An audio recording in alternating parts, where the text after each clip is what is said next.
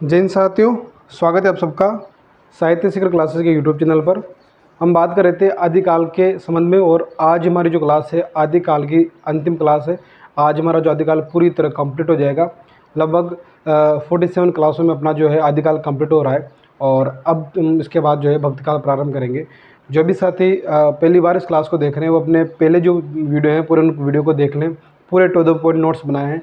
एक एक चीज़ आपको टू द पॉइंट लिखवाइए ताकि आप जो है आपको आपके जो नोट्स तैयार हो जाएं और आपको रिवीजन करने में आसानी हो और बहुत ही सटीक अपनी क्लास रही है। फालतू इधर उधर की बातें नहीं हुई है और बहुत ही मान के चले कि 47 जो क्लास है वो आपके लिए एक रामबाण की तरह है। बिल्कुल शानदार नोट्स बनवाए मैंने आपके, तो आप उन्हें अच्छे से पूरे नोट्स तैयार कर लें। और अब जो है उसके बाद अब भक्ति काल स्टार्ट करेंगे तो इनका अच्छे से रिवीजन भी कर लें एक साथ, है ना। पूरे नोट्स बना लें, भक्ति काल रिवीजन कर लें और अच्छे से तैयारी करते रहें।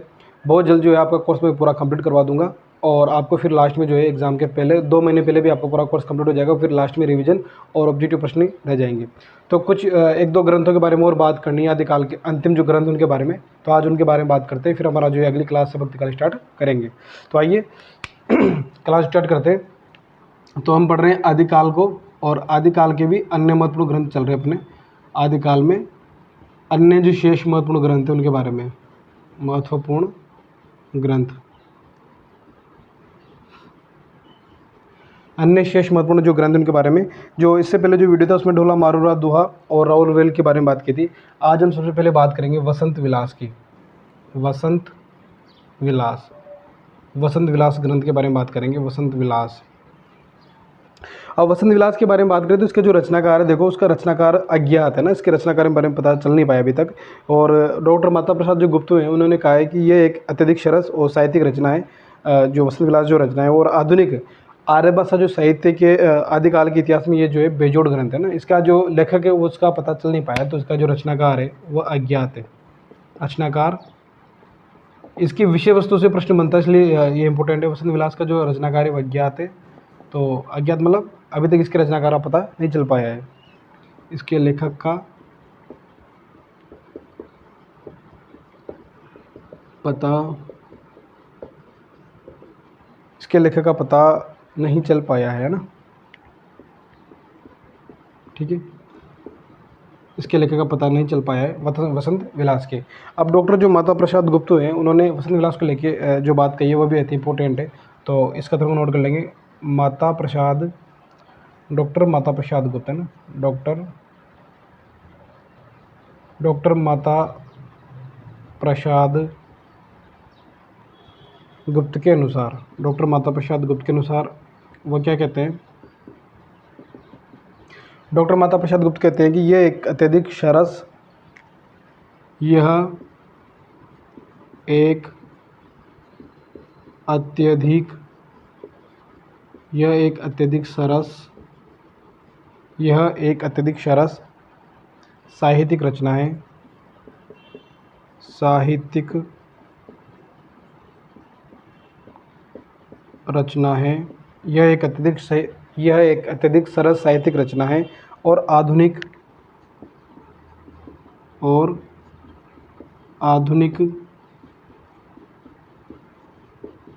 आर्य और आधुनिक आर्य भाषा साहित्य के, आधुनिक आर्य भाषा साहित्य के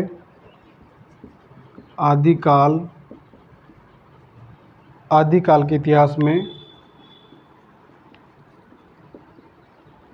में बेजोड़ है। आदिकाल के इतिहास में क्या है, बेजोड़ है। तो इस कथन को याद रखेंगे। यह कथन माता प्रसाद गुप्त का है। वो कहते हैं कि यह एक अत्यधिक सरस साहित्यिक रचना है और आधुनिक आर्य भाषा साहित्य के आदिकाल के इतिहास में क्या है, एक बेजोड़ रचना है। तो वसंत विलास के रचनाकार जो है उसका अज्ञात, इसका रचनाकार का पता नहीं चला है। इस तथ्य को याद रखना है। अब बात करें तो इसमें जो है कुल 84 दोहे हैं ना। कितने दोहे इसमें, कुल 84 दोहे हैं जिनमें वसंत और स्त्रियों पर उसका जो प्रभाव पड़ता है उसका वर्णन किया गया है। तो इसमें कुल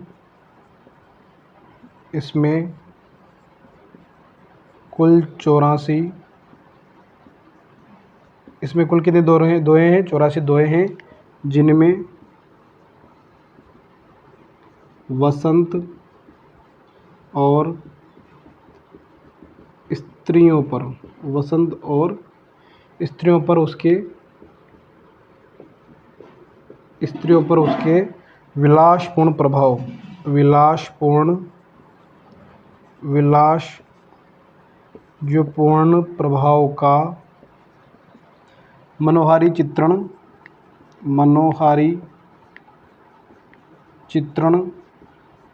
किया गया है। किसका चित्रण? इसमें कुल जो है 84 दोहे हैं जिनमें वसंत और स्त्रियों पर उसके जो विलासपूर्ण प्रभाव का चित्रण किया गया है। और इस रचना में जो है स्त्री, पुरुष और प्रकृति के जो मादक सौंदर्य का चित्रण किया गया है। तो ये भी साथ के साथ नोट कर लेंगे। इस रचना में स्त्री, पुरुष और प्रकृति के मादक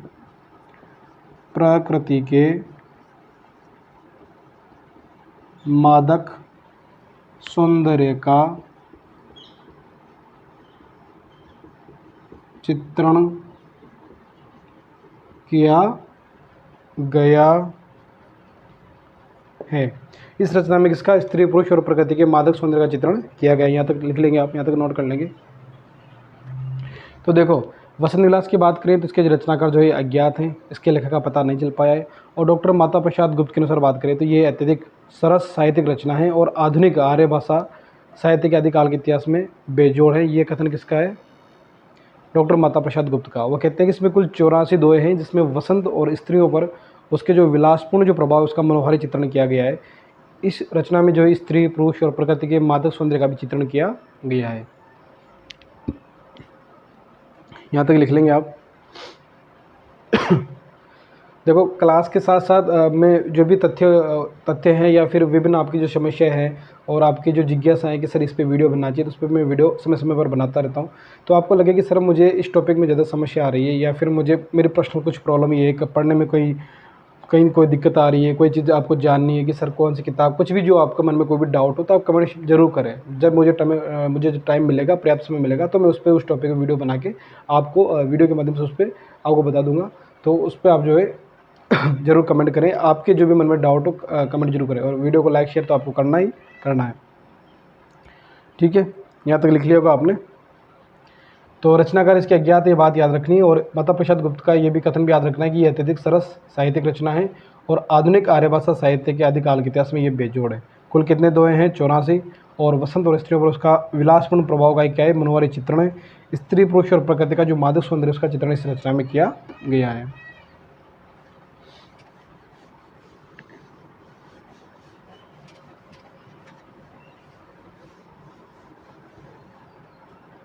अब बात करें तो ये जो रचना है सर्वप्रथम जो है 1952 में हाजी मोहम्मद इस्मारक ग्रंथ में प्रकाशित हुई थी, है ना। यह रचना सर्वप्रथम 1952 में हाजी मोहम्मद इस्मारक ग्रंथ में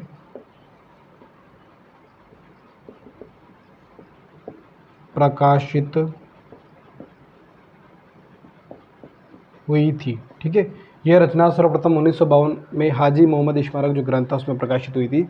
और बात करें कि इसके जो पहले संपादक कौन थे, तो इसके श्री केशवलाल हर्षाद राय ध्रुव जो इसके प्रथम संपादक थे। इसे भी आप नोट कर लेंगे। इस श्री केशवलाल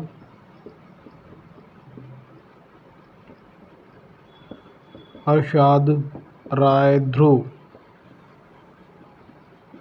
इसके क्या थे? प्रथम संपादक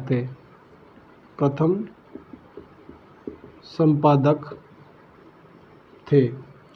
बात करें, ये एक जो है सर्वश्रेष्ठ जो है एक लौकिक रचना है वसंत विलास। यह सर्वश्रेष्ठ लौकिक रचना है। सर्वश्रेष्ठ लौकिक रचना है। और डॉक्टर नगेंद्र के अनुसार बात करें तो इस काव्य की भाषा से ही पिंगल सरस ब्रजभाषा का रूप लेती प्रतीत होती हुई, एक कथन भी डॉक्टर नगेंद्र का है वसंत विलास के बारे में। तो भी नोट कर लेंगे कि डॉक्टर नगेंद्र के अनुसार वो बोलते हैं कि इस काव्य की भाषा से ही काव्य की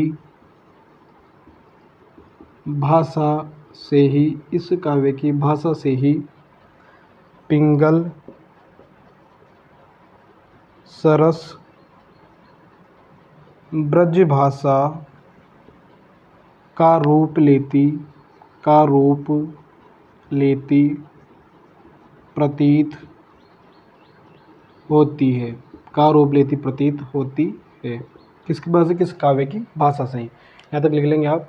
तो ये हुई वचन विलास के बारे में कि ये रचना जो है सर्वप्रथम 1952 में हाजी मोहम्मद स्मारक ग्रंथ में प्रकाशित हुई थी और श्री केशवलाल हर्षद राय ध्रुव जो इसके प्रथम संपादक थे, है ना। यह सर्वश्रेष्ठ एक लौकिक रचना है। और डॉक्टर नगेंद्र बोलते हैं कि इस काव्य की भाषा से ही पिंगल सरस ब्रज भाषा का रूप लेती प्रतीत होती है। यहाँ तक लिख लेंगे। तो डॉक्टर नगेंद्र के अनुसार इस काव्य की भाषा से ही पिंगल सरस ब्रज भाषा का रूप लेती प्रतीत होती हुई है। ठीक है, ये होगी वसंत विलास के बारे में बेसिक जानकारी। 84 दो है, मुख्य बात यह है कि 84 दो है और वसंत का स्त्रियों पर जो विलासपूर्ण प्रभाव उसका इसमें चित्रण किया गया है।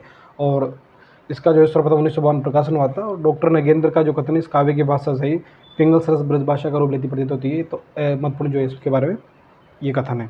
ठीक है, अब चलते हैं आगे, अगले ग्रंथ की बात करें आज की। तो अगला ग्रंथ है उक्ति व्यक्ति प्रकरण।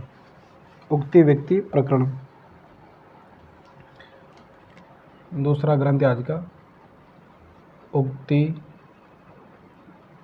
व्यक्ति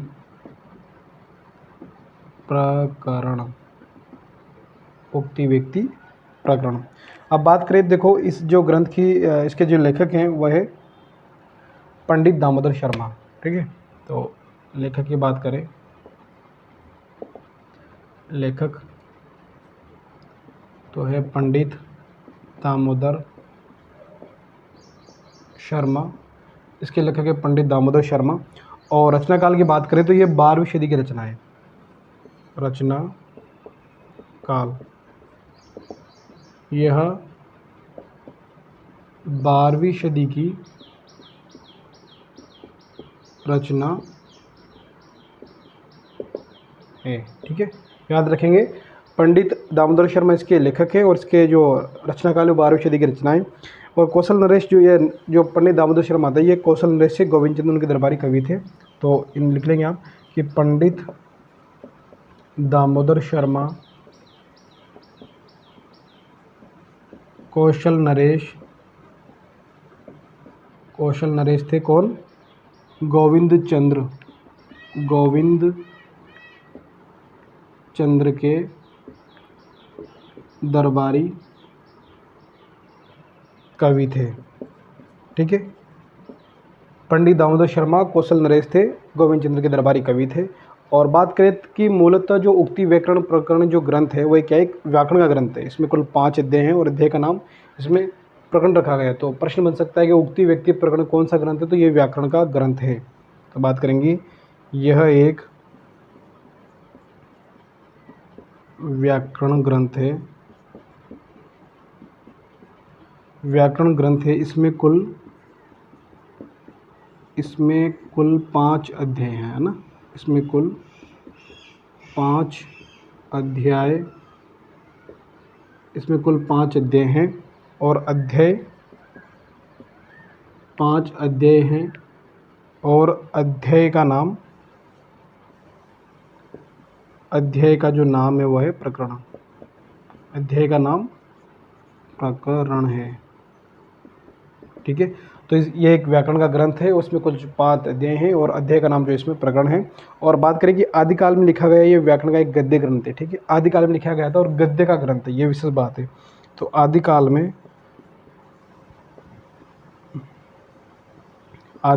लिखा गया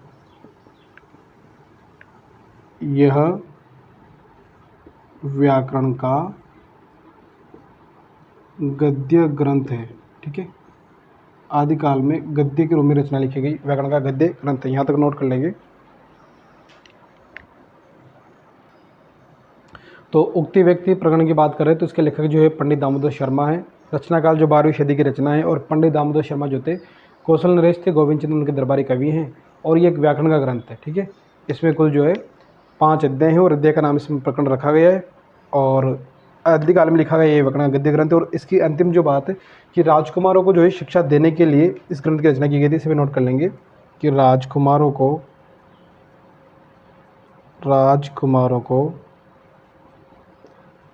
शिक्षा, राजकुमारों को देसी भाषा है ना, राजकुमारों को देसी भाषा की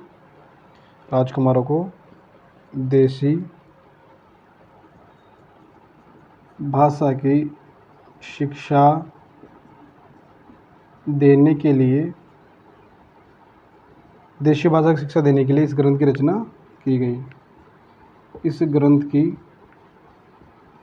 रचना की गई।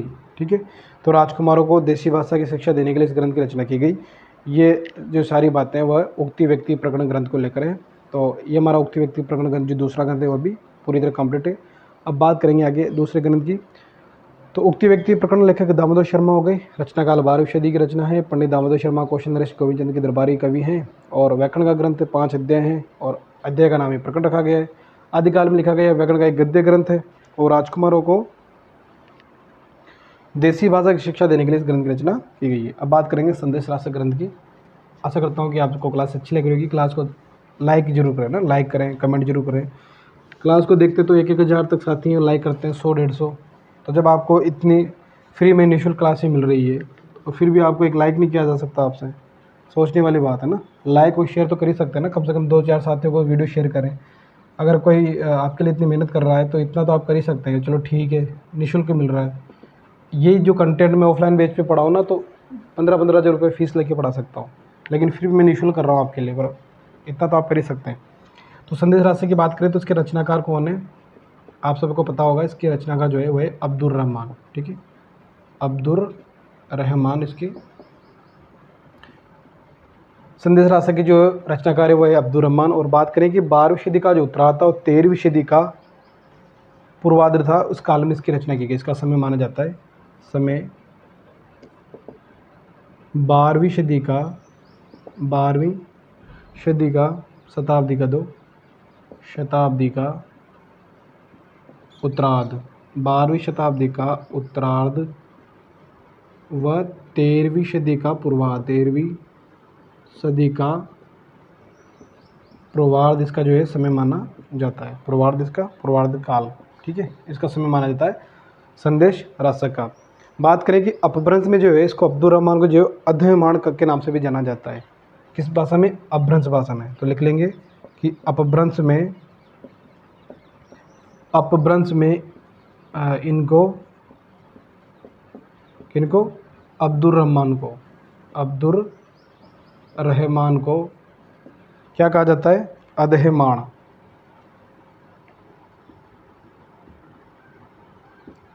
अध्ययमान के नाम से भी जाना जाता है। अध्ययमान के नाम से भी जाना जाता है, के नाम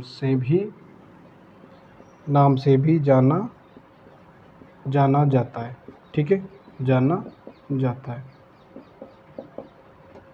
बात करें आगे तो ये किसी भी भारतीय भाषा में रचना करने वाले प्रथम मुसलमान कवि माने जाते हैं। कौन?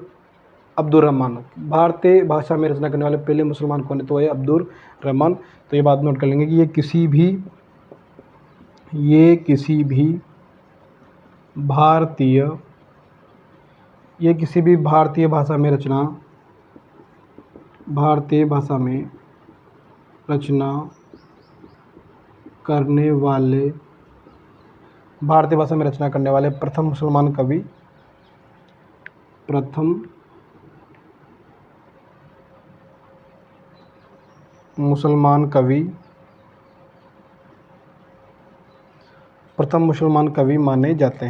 प्रथम मुसलमान कवि माने जाते हैं। ठीक है, ये किसी भी भारतीय भाषा में रचना करने वाले प्रथम मुसलमान कवि माने जाते हैं। और बात करें कि यह जो रचना लिखी है उन्होंने संदेश राशक, आदिकाल में रचित जो है वियोग श्रृंगार की एक सर्वश्रेष्ठ रचना मानी जाती है।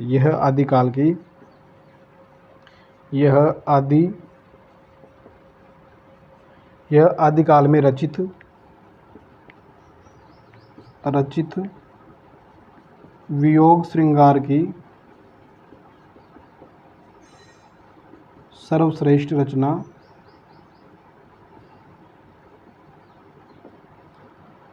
रचना मानी जाती है।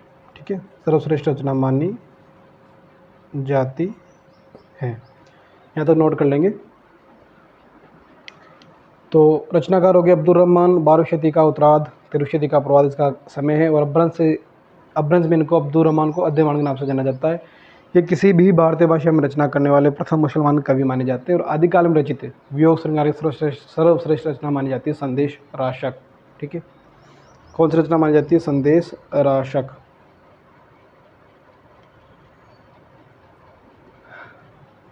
चलते हैं आगे, यहाँ तक लिख लिया होगा आपने। अगर आपको लगे कि थोड़ी क्लास जल्दी चल रही है तो आप बाद में भी क्लास को देख सकते हैं और आराम से अपने नोट्स बना सकते हैं। ठीक है, और देखो नोट्स खुद बनाएं, ठीक है ना, किसी के दूसरे के नोट्स ना लें, खुद बनाएं। देखो मेहनत करनी पड़ेगी तब जाके सफलता मिलती है। बात करें इस रचना को जो है आदिकाल का मेघदूत भी कहा जाता है, संदेश राशक को। इसी रचना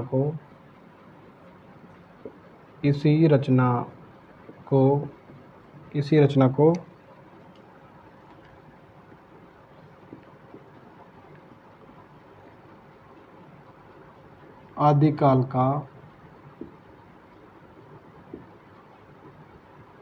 आदिकाल का मेघदूत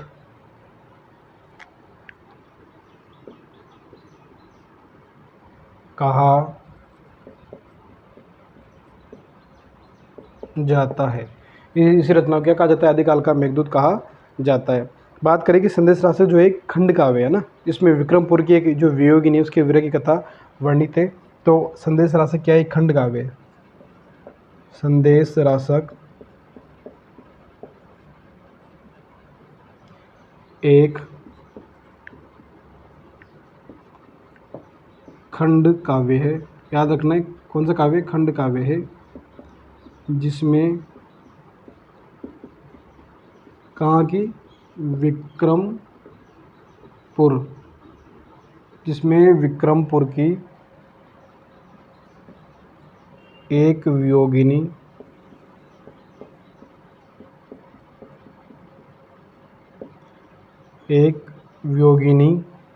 के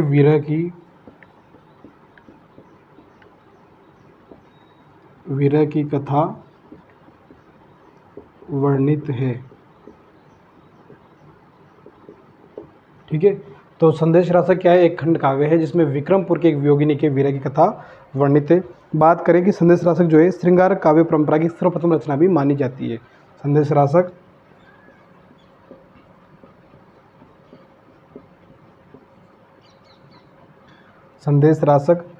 श्रृंगार काव्य परंपरा की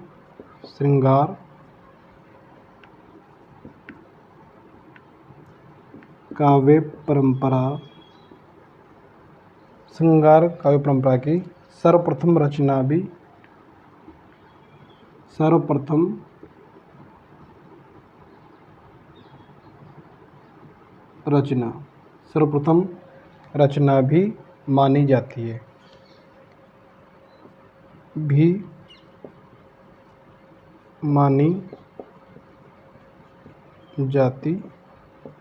ठीक है, और बात करें कि हजारी प्रसाद द्विवेदी ने जो है अब्दुल रहमान को हिंदी का पहला कवि माना है। किसने माना है? हजारी प्रसाद द्विवेदी ने। तो इसे लिख लेंगे, हजारी प्रसाद द्विवेदी ने अब्दुल रहमान को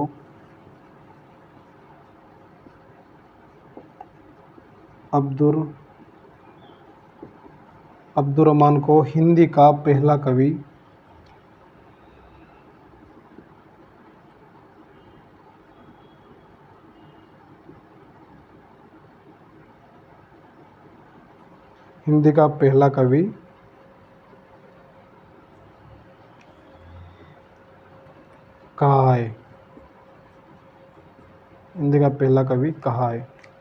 यहाँ तक नोट कर लेंगे आप। हजारी प्रसाद द्विवेदी ने अब्दुल रहमान को क्या कहा है? हिंदी का पहला कवि कहा है।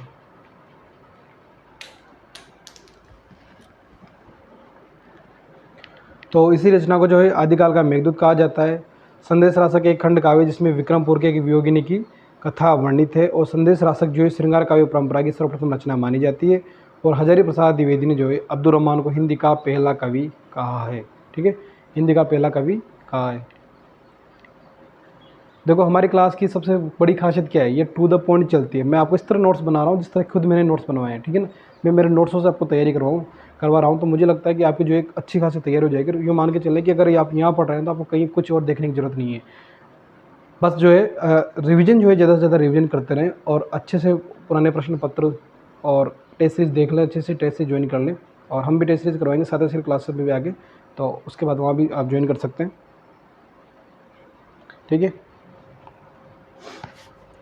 और एक बात और है, इसलिए हजारी प्रसाद द्विवेदी ने अब्दुल रहमान को हिंदी का पहला कवि कहा है। इसलिए हजारी प्रसाद द्विवेदी ने संदेश राष्ट्र को क्या कहा है, पहला धर्मेंद्र राष्ट्र कहा है। इसीलिए इस पे आगे लिख लेंगे, इसलिए हजारी प्रसाद द्विवेदी ने, इसलिए हजारी प्रसाद द्विवेदी ने संदेश राशक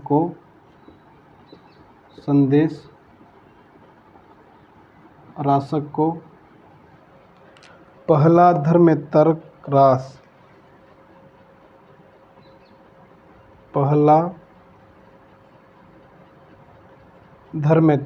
कहा है। ठीक है ना, पहला धर्मेंद्र क्या कहा है, रास कहा है।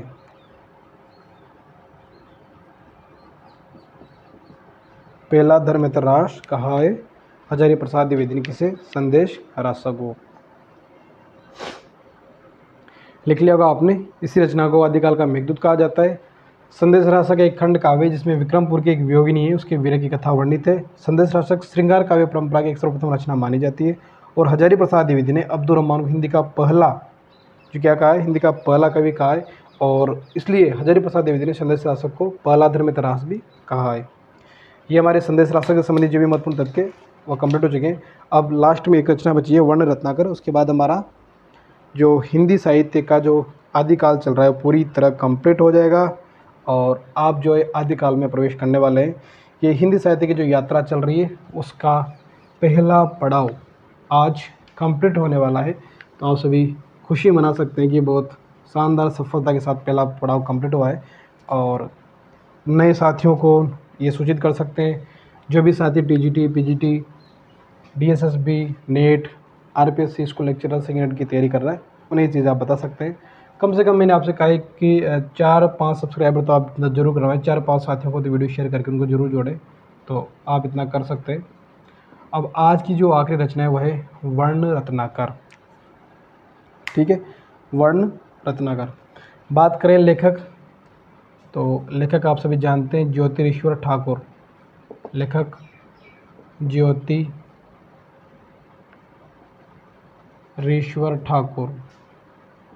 ज्योतिरीश्वर ठाकुर जो है ठाकुर।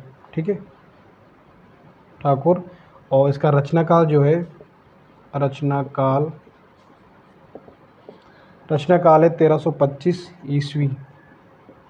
और सदी की बात करें तो आप सब जानते हैं कि 14वीं सदी। ठीक है, 14वीं सदी। ज्योतिरीश्वर ठाकुर जो है मैथिली भाषा के कवि हैं, ये बात याद रखें। ज्योतिरीश्वर ठाकुर किस भाषा के, मैथिल भाषा के कवि है ना, मैथिल भाषा के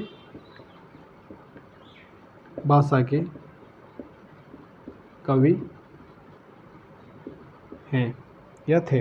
ये मैथिली भाषा में रचित गद्य ग्रंथ वर्ण रत्नाकर किस भाषा में, मैथिली भाषा में। यह मैथिली हिंदी में, जो मैथिली जो हिंदी है उसमें रचित